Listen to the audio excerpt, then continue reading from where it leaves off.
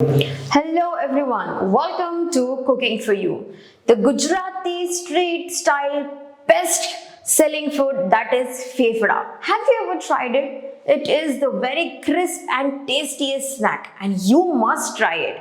So let's check out what are the preps to make Fafda in Gujarati street style. Let's get started with making Fafda Gujarati street food. For this, take a bowl, add besan gram flour to it, add salt to it, add chili powder, turmeric, Carom seeds, baking soda and oil, add oil and lemon juice. Now water, mix it well, let it keep state for 5 minutes and add oil to it and make a dough.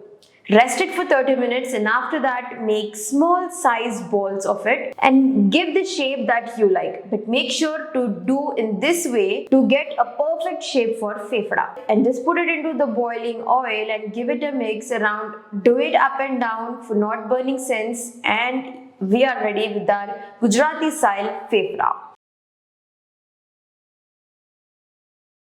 Wow, the crispy Gujarati street style Fafdas are ready. Are you going to try it? Let us know in the comments. Thank you. Make sure to subscribe our channel, share and give it a like. Thank you.